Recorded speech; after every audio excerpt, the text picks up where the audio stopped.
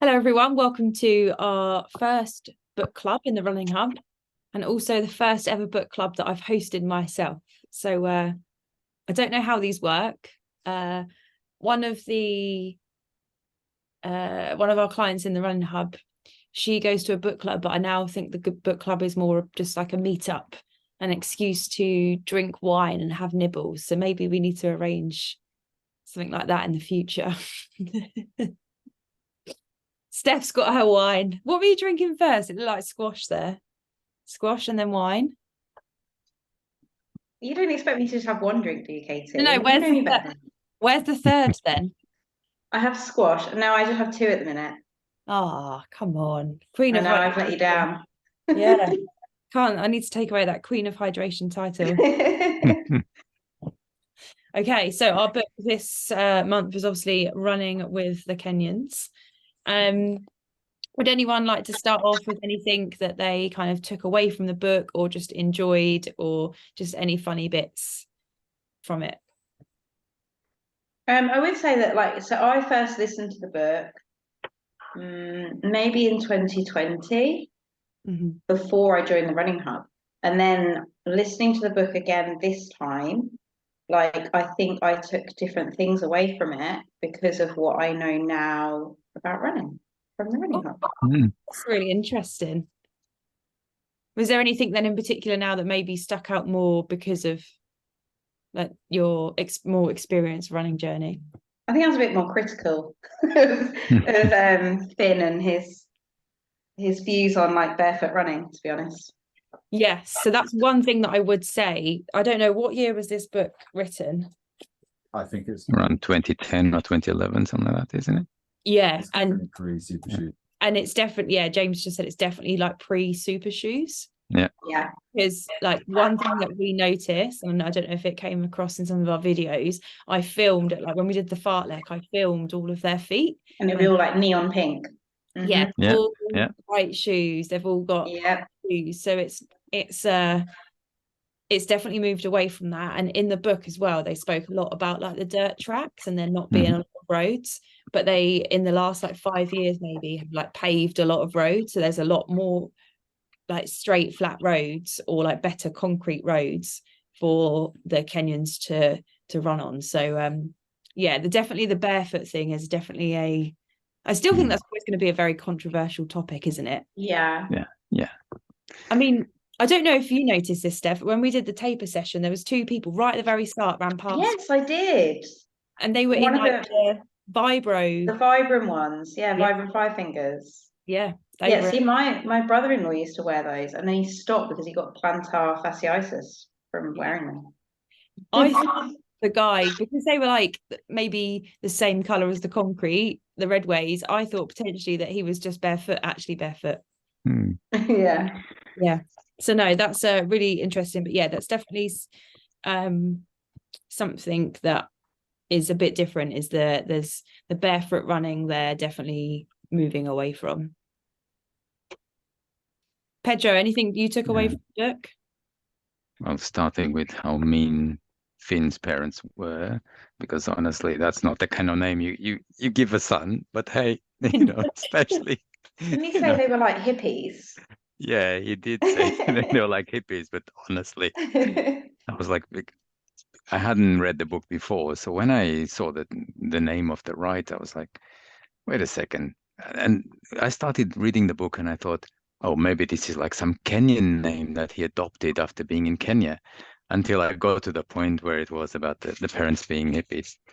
No, but I think, what I found really interesting is that it's all the process, right? And it's a lot of what you guys talk about all the time, what we talk all the time about, ticking the boxes, going through the process, doing the right things, the whole, I know how James keeps telling me to be patient about all the rest that you hear that they do, and which you normally go, no, I don't want to rest, right? And James keeps going, no, you have to rest. Rest is important, I think that, and I found it really interesting that Finn didn't do much prevention, right, in terms of massages and things like that, which I was like, oh, that's interesting, because normally I would expect that, you'd be doing that much more often. And I know that we're talking about 10 plus years ago, and probably there wasn't as much of that thought, but I always find that a really important thing. And it was interesting that he didn't do any of that, right?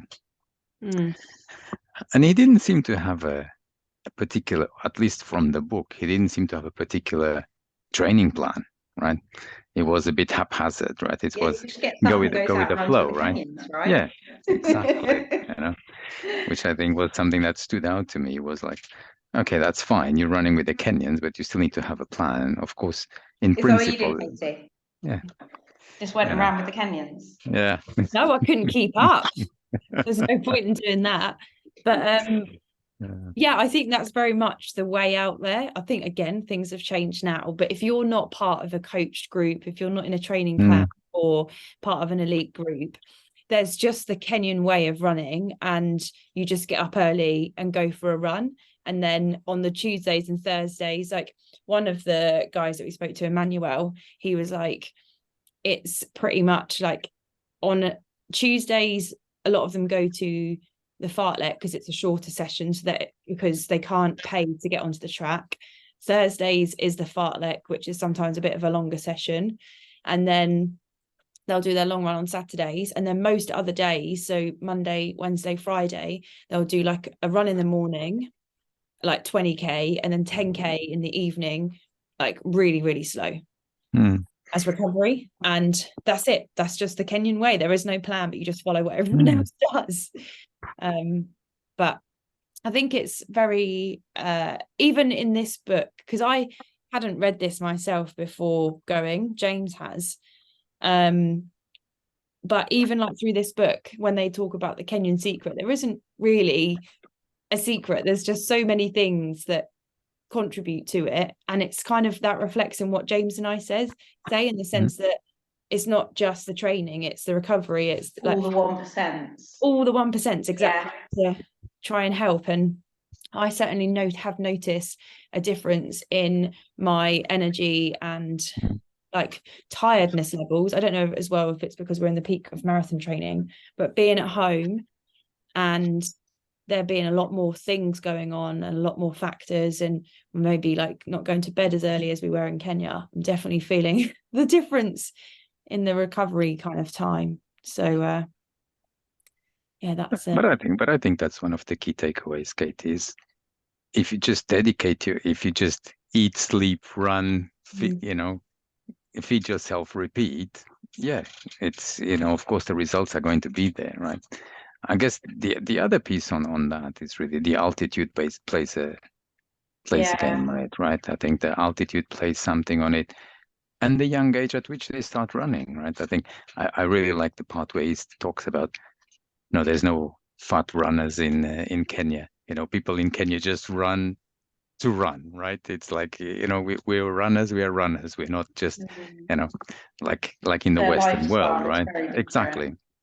So that's really interesting because, of course, and then you are in these groups where everyone's pushing everyone, right? So, you're always going to have people who are going to be faster and faster, right? Whereas we have so many solicitations in the Western world these days that you can't just focus on that, right? You have a family, you have friends, you want to go to the cinema, you want to do, it's like, if you live like a monk, maybe you can get faster and faster, right?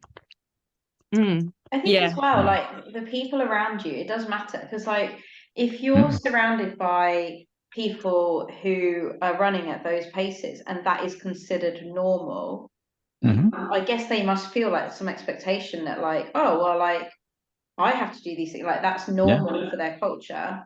Whereas like here, everybody's like, I heard of tortoises running through peanut butter, and that's normal for us. So we're like, oh, well, I'm fine. I can just jog along. Like, there's no kind of like, they haven't got that push to be like, oh my God, like I'm really, really slow, because you're not, like, you're average here. So.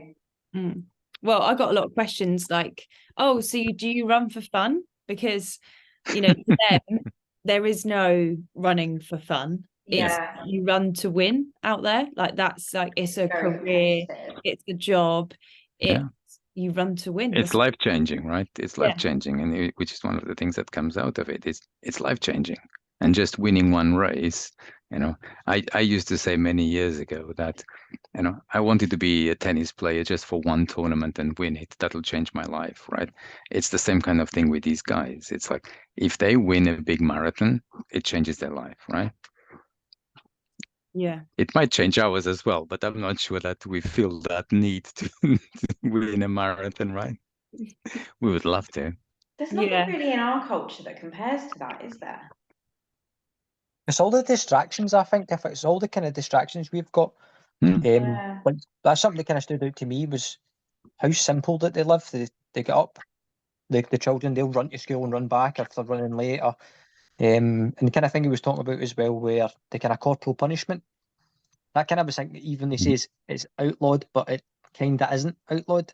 So that's a lot of Yeah. pressure on the children to get to school on time. So But they're very they're going to be disciplined. very disciplined. And the fact as well, what he was saying about when he went into the big camp, and he's like, you've got the fancy cars outside, but he was expecting their houses to be more flashy and stuff. And the fact is, when they all had their roles, so it's very structured, and it's like it's not just running to them; it's a full lifestyle. And then like there was one chapter near the end where there was one Kenyan runner who was almost like taking pity on him because she asked him like, oh, like, you know, back home in England, do you own a cow? And he was like, well, no, like I can just go to the shop and buy some milk. And then she was like acting like, oh no, like you poor thing, you don't have a cow. Because like to her that was like really weird. Like that's just what they do, like you buy a cow. And They seem to take nothing for granted at all. They just nothing at all do they take for granted. They're grateful for everything that they have, and even if they have to put in the work to do so. Yeah, they're not going around buying flash cars and worrying about what clothes they're wearing or what they look like or Well, an interesting like topic which came up whilst we were out there is because now a lot of the Western way, some of the stuff is moving over there. Will we see a difference in say 50, 100 years time in the Kenyan runners? Because there was lots of motorbikes out in Kenya, so lots of people were like getting motorbikes. There's school buses now. Will the children not running to school, and will, because things are becoming not westernized, but I guess maybe life is becoming easier for them, will then they still produce the same level of athlete? That's I kind of thought that as well. No. That was also a big thing. And going back to what Pedro said about like just winning a race, this is also a discussion topic, was like, if an athlete, like this is now talking about doping and drugs now, so a lot of them take EPO, and so if some of them are like, oh, I'm just gonna dope and like go and win a few races, I've got the money now. If they take away my title, so be it, but you can't hand money back. So is that like a problem? Is that like the desperation? Like quick fix. Yeah. Like that's not obviously how it should be, because again, in the UK, a lot of people hold the Olympics as really like the highest prestige that you can win. But to them, they'd rather go and do a circuit of marathons, win some money and come home, buy a cow, buy a house for build a house for their parents, and do Diamond League or something, because that pays really highly, and sort the villagers out and be a local legend, not on Strava, in your town. I don't know if any of you listen to Des and Cara's podcast. Nobody asked us. Oh, you need to listen to it, Casey. It's really good. It's Des Linden and Cara Goucher. Yeah. And they have a podcast together. And like some of the stuff they talk about, because obviously sometimes they do commentating on these races, and they talk about like how the payment system works, how these athletes are getting into these races. And then this week's one was all about drug testing and like how often they have to have like it done and all that kind of thing. And it's really interesting actually hearing how it works, particularly in like America and stuff. I think it's very similar in the UK, but I'm sure it's not like that, in Kenya, where like there's just somebody rocking up at your door at 6 a.m. demanding urine. Well, funny story. So we met a guy who is from London, and well, no, he's not. He's Liverpudlian, but he lives in London, and he's pretty fast. What time is he aiming for in Berlin? Sub 2:30. Sub 2:30. So he started finding out what groups ran at certain times, and there was a group called Lily's group that ran on a Thursday at say 6:30, and when he got there was a drug tester. I can't remember wow. the federation, and basically because he was there to run with the group, he had to be drug tested, and the whole group got tested there and then.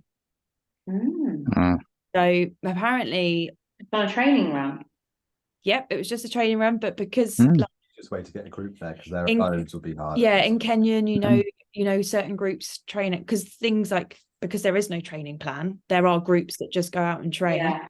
They apparently are trying to crack down on it. So the group that Jack was training with, their coach was there and said to them, all of you have to stay. I know who's here. If you try and go off, you won't be able to train with the group anymore. But then apparently the group that meets up earlier, they took one look at who was there. They kind of get to know, and apparently like they all just ran off. So that kind of screams guilty. Wow. Yeah. But Interesting. yeah, so apparently it's starting to become a thing out there. But yeah, this poor Jack was just like hoping to turn up for a nice 20k run, and then he had to go out at like 11 a.m. It took quite a while, so he was out in the blistering heat. You know, if Kenya was affected by COVID at all? Sorry, say that again, James. Did you know if Kenya was affected with COVID at all? Yeah, so I had a brief discussion. We had a really good driver called Dennis who drove us around everywhere, and he was like a legend. He's like Uncle Dennis. I loved him. And I did ask him actually once when we were in the car, and I said, how were you affected? And he said it was very bad. They all had to just stay at home. There was like a curfew, so I think you couldn't, like, as well, like 6 till 6, that's when sunrise and sunset is, and it doesn't really change much because they're by the equator. So basically you couldn't leave the house before sunrise, and you had to be at home once the sun set. But I mean, he didn't go into too much detail. It was a very quick conversation, but I also think that then probably because they have their cows and they have they just eat beans and corn and barley, they kind of made a bit more self-sustaining. Yeah, but I'm sure that was in a tent, but I'm sure maybe other places struggled a lot because there wasn't any tourism. But yeah, I'm not really sure. Did you hear anything else about how they were affected during COVID in Kenya? In what respect? Just like if they were affected by it.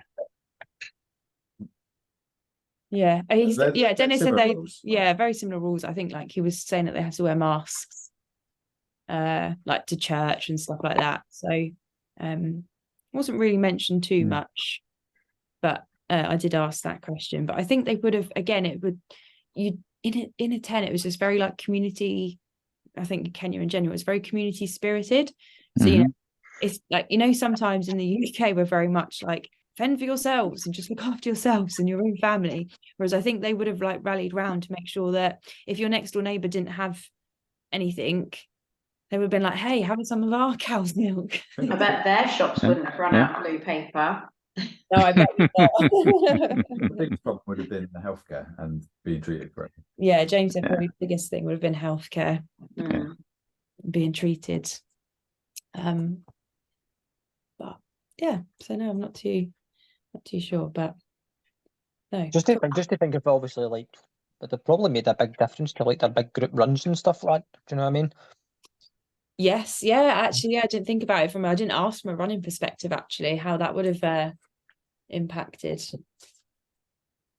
But then also, would they ever just, because Kenyans running is working, would they allow them out because they're working? Yeah.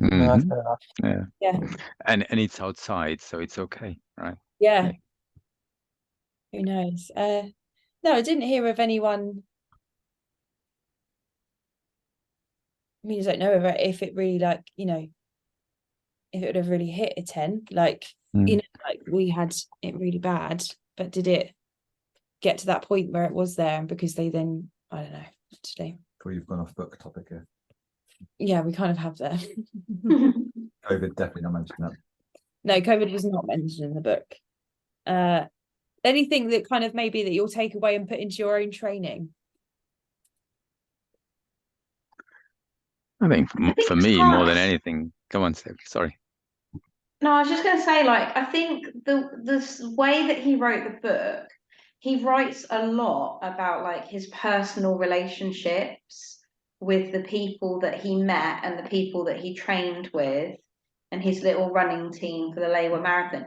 He doesn't always go into a lot of detail about his actual training and recovery as much.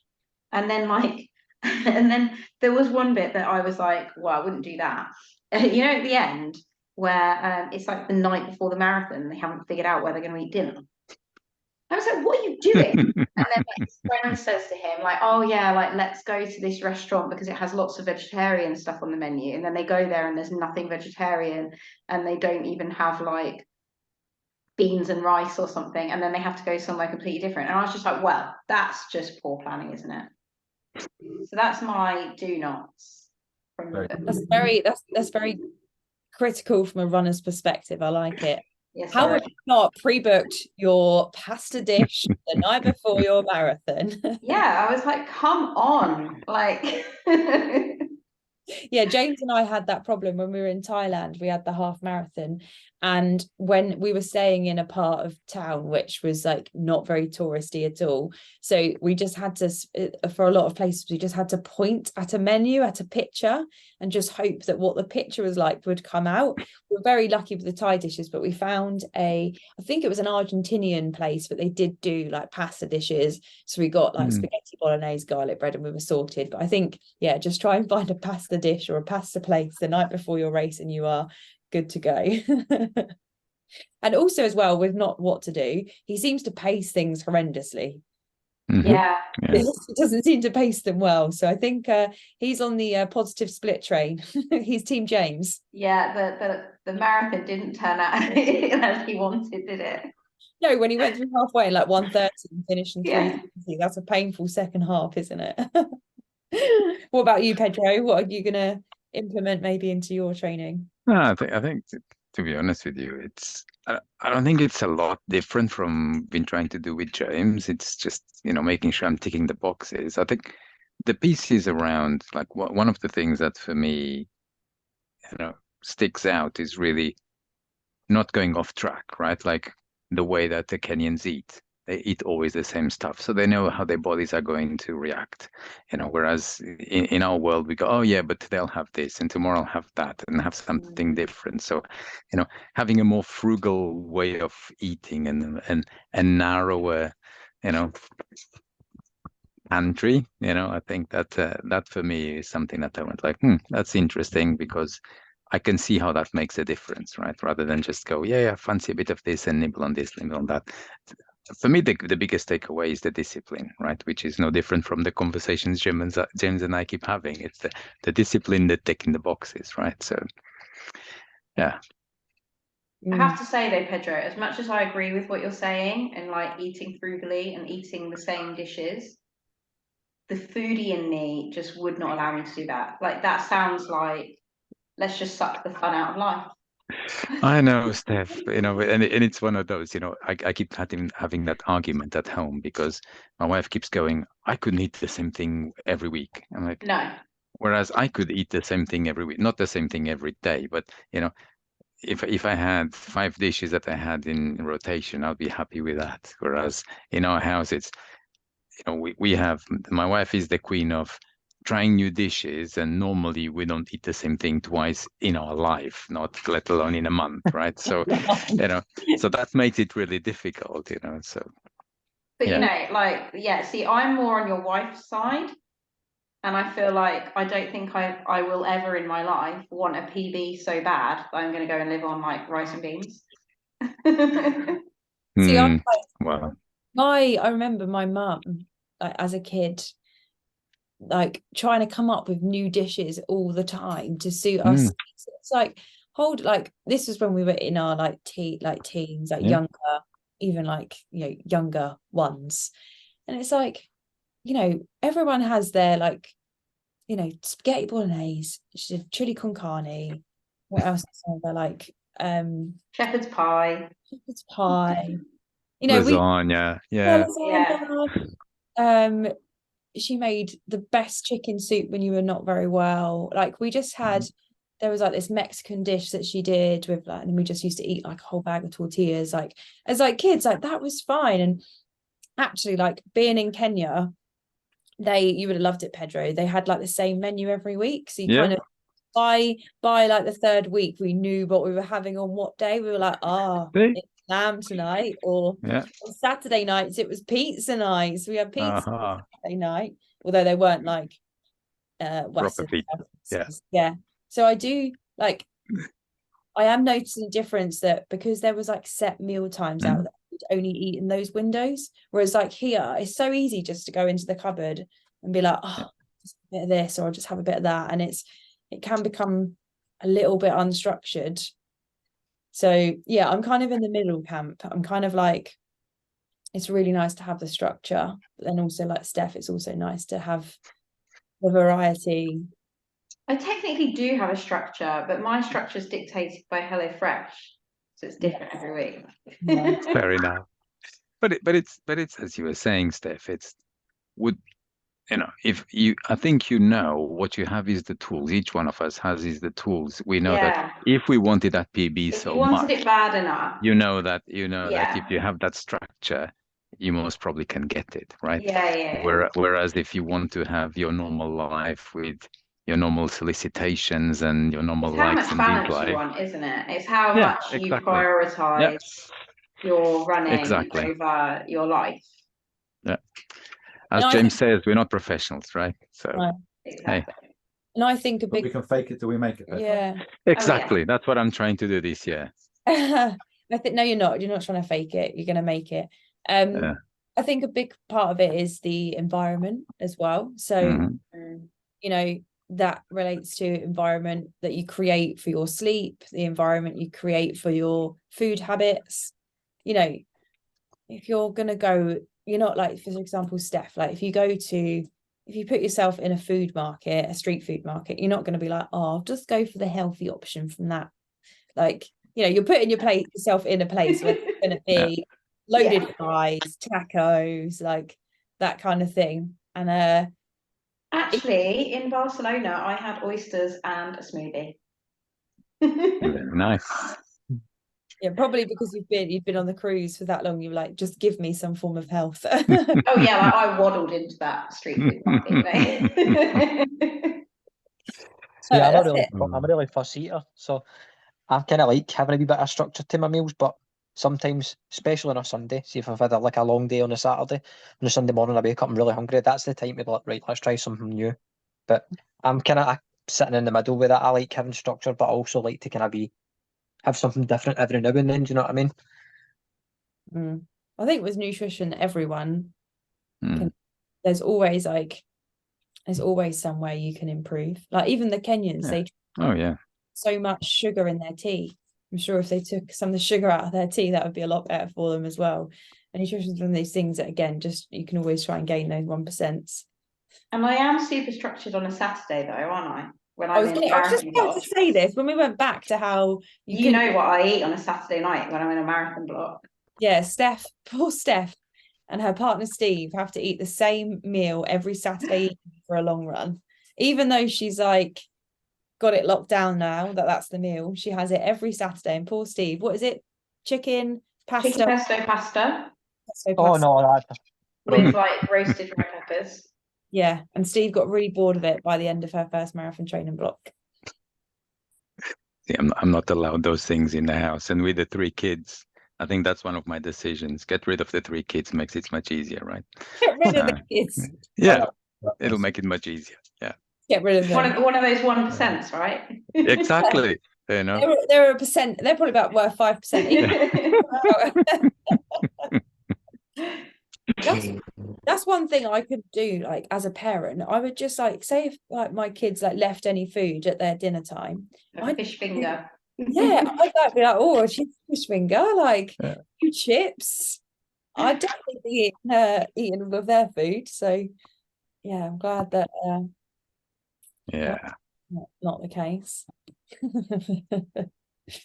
Brilliant. James, anything you're gonna sort of take away from the book and put into your training? I think kind of the thing that I took away from it straight away was the fact that he flung himself in the deep end when he just went over. He just kind of flung himself right into it, and probably really uncomfortable at some points. So the kind of thing that I took away from that is sometimes to gain, you need to put yourself in uncomfortable situations and do things that don't actually feel the best, rather than just always being comfy. Because you need to shock the body and kind of shock the mind into doing different things. But that was my kind of takeaway from it. But the fact is, he was over there and he flung himself into these big groups of runs and was going out and was feeling uncomfortable, but done what he could. And then the next time he went, he was getting kind of slightly better and keeping up with him until he went to another group and they were going too fast and their slow was too fast for him.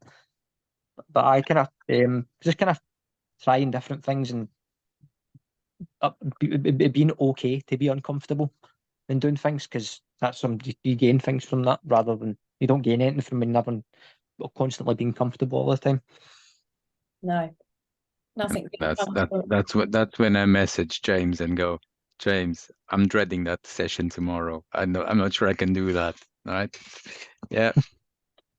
That's it. That's it. I think there's a couple of things that to take from that is that, you know, sometimes we have conversations with clients where at the start of their block, they're like, oh, I don't feel good, or I don't feel like very fit yet. And the sessions are feeling tough, even like easy runs are feeling hard at the moment. And it's like, yeah, well, sometimes you have to ride that part of the training block, because come back to us in 6, 8, 10 weeks time when you're further into the block and you're going to feel better. And that's what I've been like, especially in this training block. It's just kind of like some of it's not felt easy, but I've had to put the trust in that it's all going to start to come together in these last few weeks, and it's all going to come and peak at the very right time, which it needs to at the end of next month. And yeah, exactly that. And sometimes in training sessions you do have to, sometimes I get a lot from those training sessions that feel really tough at the time, and then you finish and you're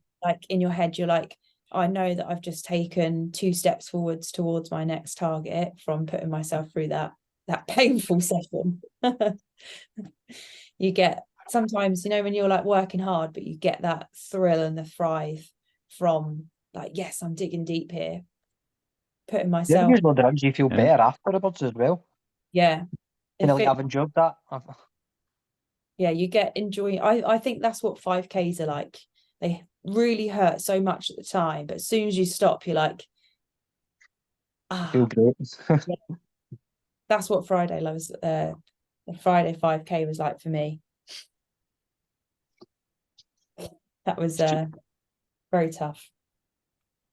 It's just one of the things with 5Ks though. Like, I think from what I've done a couple of 10Ks now, a half marathon, and I've done parkrun a couple of times, and parkrun's always the one that makes me the most nervous, because you're like, this is going to be hard, and you get on the one, you're like, it's not a easy canter for an hour or so. I'm going to need to go out here. And the thing I think that I always think to myself is always kind of think of the time that I could get and go, but it'll be over in that amount of time, rather than being over in like an hour and a half, an hour and 45. You'll be over in like 20 odd minutes or something like that. But then it's like, when you get to the end, like the first time I ever done parkrun was in March, and just as I was out, and I was about the 3K mark, and I was like, this is really, really hard, and I had to push because I could see the finish line in front of me, and I got about maybe 100 meters away, and I'm like, I need to stop, and I just kept going, and then when I got over the line, I was like, that was great. But it wasn't great during it. But the minute I crossed the line, the minute I stopped running, I was like, that was brilliant. Yeah, the sadist of us, the sadist of us runners, like enjoying putting ourselves through that 5K pain. Awesome. Cool. Has anyone got anything else they want to chat about the book? If not, we'll wrap it up there, and I'll do some digging for the next book, and I'll release that tomorrow. Sounds good. Thank you. And thank you for setting it up. It makes me read a bit more, which is great. Yeah, in the last Hmm. couple of years, I've kind of got into reading a little bit more, and also as well, it encourages me because I will admit I was a bit behind, and I've had to cram the last Yeah. part of this book into this week just to get it done. But it's good. See, I had to take holiday and go away to read it. Right? So yeah. Well, we have to book another holiday for this one, hey? No, Pedro, Sounds good. James said no more holidays. It's from, you've seen on my plan, James, that I'm off to the US, so I'll have to read it on the plane there and back, right? Here we go. Perfect. All right. Well, thank you so much for joining me. Yeah. Oh, thank you. enjoy the rest Thank you. Thank you very much. chat to you all soon. Bye. Right, Bye. speak to you soon. Right, bye-bye.